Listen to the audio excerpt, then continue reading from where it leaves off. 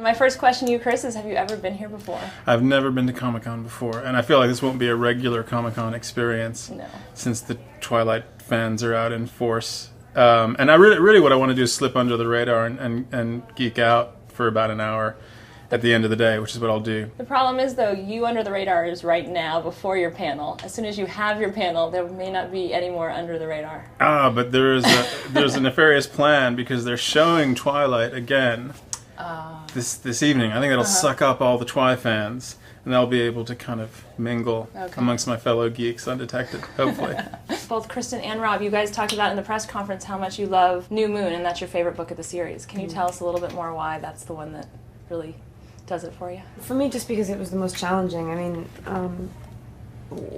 not that they're ever at ease. The relationship is always sort of strained. It was just like sort of the lowest point in the series, and also like at the end of that, it's absolutely the most heightened.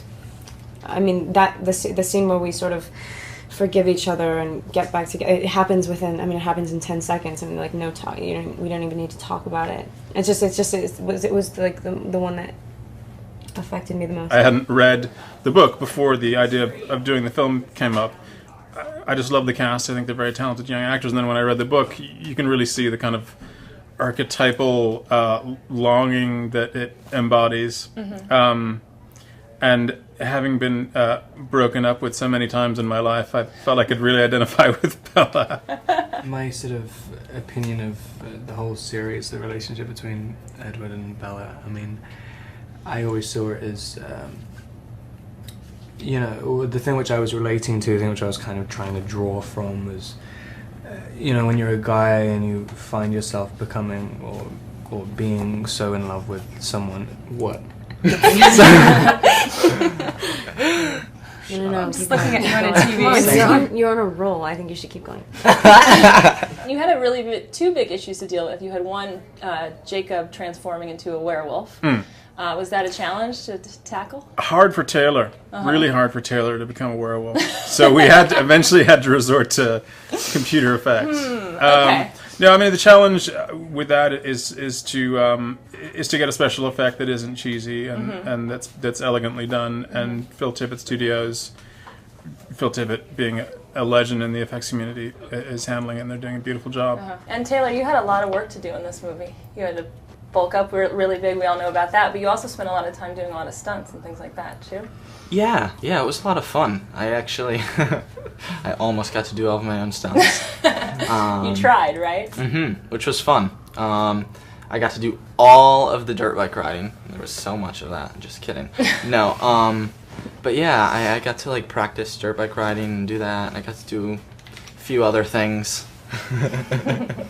He like catapulted himself into a window. It was really impressive. It was fun. Yeah. Yeah, it was insane. Yeah. So it was something a stunt guy really actually should have done. You find yourself like in love with someone or something, and it becomes you start to see too much of yourself. You become too aware of yourself. Shut up. God. And it starts to. I can't concentrate anymore. You get so obsessed with the fact that you think you're not good enough because you think you keep elevating the other person higher and higher. Neither of them think they're worthy. But Bella's the one who can like handle her stuff, and Edward is just an idiot. And New Moon is like, it's the only time where in Twilight he can think in these absolutes. This is why whenever anyone asks about if we have chemistry with the cars, do you know what it is? It's like complete animosity. Yeah, right.